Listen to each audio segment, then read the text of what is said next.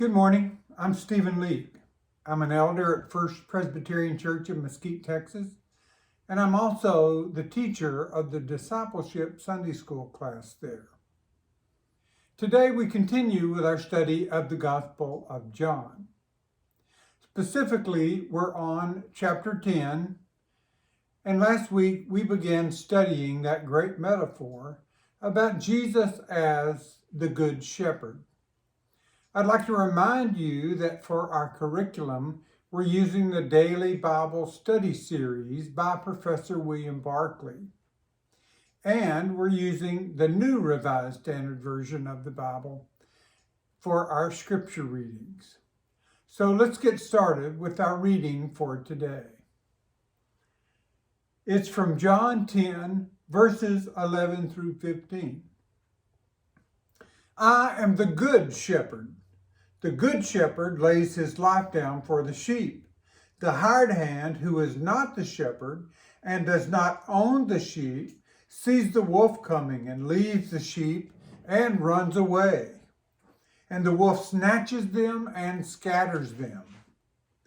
The hired hand runs away because the hired hand does not care for the sheep.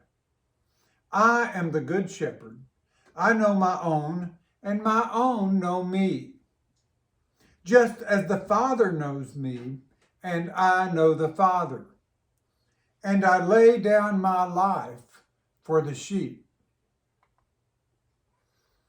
This passage draws a contrast between the good and the bad, the faithful and the unfaithful shepherd.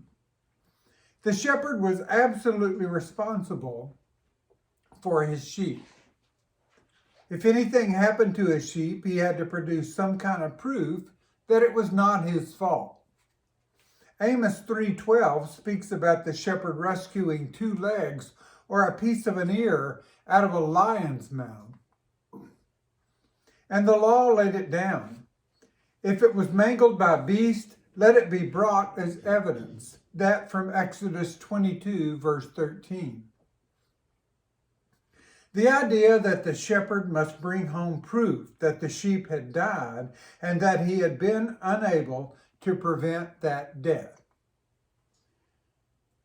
David tells Saul how, when he was keeping his father's sheep, he had to battle with the lion and the bear. That in 1 Samuel 17, verses 34 through 36.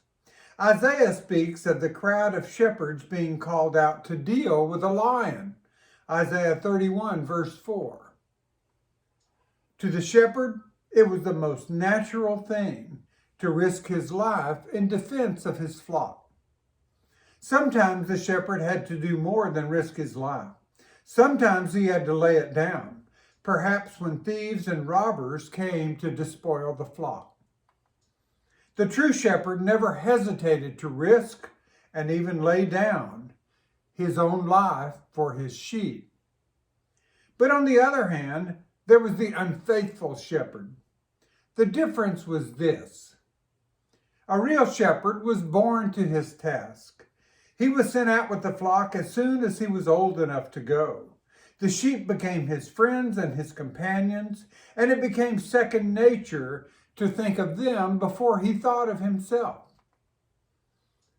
But the false shepherd came into the job not as a calling, but as a means of making money. He was in it simply and solely for the pay that he could get. He might even be a man who had taken to the hills because he was wanted by the authorities in town. He had no sense of the height and the responsibility of his task. He was only a hireling. Now, wolves were a constant threat to the flock. Jesus said that he was sending his disciples out as sheep in the midst of wolves in Matthew chapter 10, verse 16. And Paul warned Ephesus that grievous wolves would come, not sparing the flock. That from Acts 20, verse 29. If these wolves attacked, the hireling shepherd forgot everything but the saving of his own life, and he ran away. Zechariah makes it the characteristic of a false shepherd that he made no attempt to gather together scattered sheep. That from Zechariah chapter 11, verse 16. Now, Thomas Carlyle's father once made use of this kind of imagery. His church was having trouble with its minister. And it was the worst kind of trouble, money trouble. Finally, Carlyle's father said bitingly, "Give the hireling his wages and let him go." Jesus' point is that those who work only for reward think chiefly of the money. Those who work for love think chiefly of the people they are trying to serve. Jesus was the good shepherd who loved his sheep so much that for their safety he would risk and one day even give his life. Now let's note two further points before we leave this passage. First, Jesus describes himself as the good shepherd. In Greek, there are two words for good. There is agathos, which means simply the moral quality of something. And there is kalos, which means that in the goodness there is a certain charm which makes it beautiful. When Jesus is described as the good shepherd, the word used by John is kalos. In him there is more than efficiency and more than fidelity. There is beauty. Sometimes in a village or town, people speak about the good doctor. They are not thinking only of the doctor's efficiency or skill as a physician. They are thinking of the sympathy and kindness and graciousness which the doctor has brought and which in turn has brought friendship to everyone. In the picture of Jesus as the Good Shepherd, there is loveliness as well as strength and power. The second point is this. In the parable, the flock is the church of Jesus Christ, and it suffers from a double danger.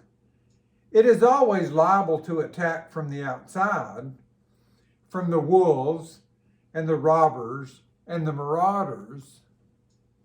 And it's always liable to attack from the inside, from the false shepherd. And that's why the church has a double danger. It's always under attack from outside and often suffers from the tragedy of bad leadership. Bad leaders are shepherds who see their calling as a career and not as a means of service. The second danger is far worse. If the shepherd is faithful and good, there's a strong defense from the attack on the outside. But if the shepherd is faithless and a hireling, the enemies from outside can penetrate into and destroy the flock. The church's first essential is a leadership based on the example of Jesus Christ. Thank you for joining me today. I want to close the loop on something that I have talked to you about before. You may remember that last October, I had been diagnosed with prostate cancer and had an operation to remove my prostate gland. And in these intervening 4 months, I've been waiting to take a blood test to determine whether or not I still have cancer. I did that blood test yesterday, and I'm happy to report that I'm cancer-free and I don't have to go back and see the doctor for a whole year. So I want to thank you for your prayers and your concern. God bless each and every one of you.